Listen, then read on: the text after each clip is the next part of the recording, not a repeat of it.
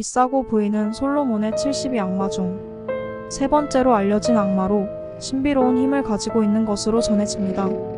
비싸고는 주로 도움을 요청하는 사람들에게 숨겨진 보물을 찾아주거나 미래의 일을 알려주는 역할을 맡고 있습니다. 하지만 그의 도움을 받기 위해서는 사람들은 그에게 본인의 영혼을 바치는데 이것이 비싸고와의 무서운 거래의 시작이 됩니다. 비싸고는 전설 속에서 왕관을 쓰고 있으며 잘 짜여진 갑옷을 입고 있는 것으로 묘사됩니다. 이 악마는 종종 강력한 전사들의 형상을 취하여 등장하는데 이는 그가 전투에서 승리를 거두는데 도움을 주는 동시에 그를 이용하는 사람들에게 두려움을 조성하기 위한 것입니다. 비싸고가 선사하는 신비한 힘에 이끌리는 이들은 그와 거래를 맺기 시작하며 점차 그의 마력에 빠져들게 됩니다. 비싸고는 이렇게 빠져든 사람들의 인생을 조종하고 그들이 원하는 결과를 얻게 해주지만 결국 그들의 영혼을 차지하게 됩니다. 이처럼 비싸고는 강력한 힘을 가진 악마로서 인간들의 욕망과 두려움을 이용해 그들을 조종하며 삼키고 있습니다. 비싸고와의 이야기는 성인들에게도 인기가 높은데 그 이유는 이러한 전설들이 인간의 본성과 약점을 직시하게 만들기 때문입니다.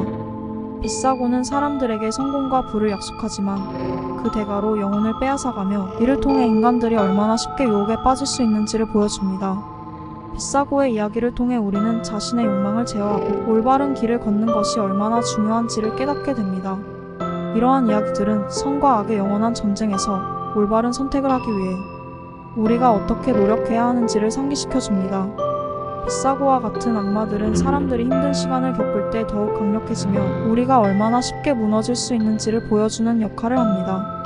비싸고와의 거래는 종종 영화나 문학 작품에서도 다루어지는 주제로 이를 통해 사람들이 어떻게 힘든 상황 속에서도 올바른 선택을 내릴 수 있는지를 탐구합니다. 이러한 이야기는 우리에게 인생의 시련을 겪으며 가치 있는 것을 잃지 않도록 경계하라는 메시지를 전달합니다.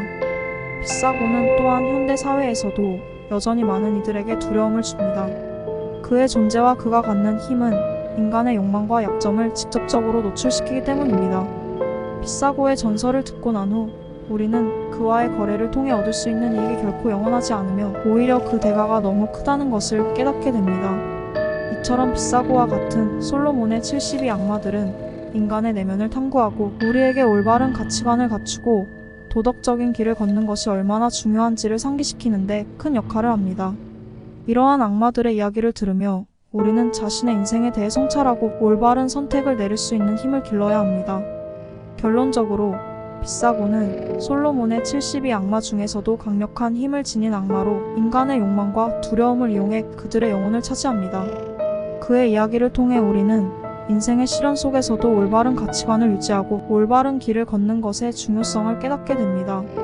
이러한 이야기들은 선과 악의 영원한 전쟁에서 올바른 선택을 내리기 위해 우리가 얼마나 노력해야 하는지를 상기시키며 인간의 본성과 약점을 직시하게 만들어 우리에게 깊은 교훈을 전합니다.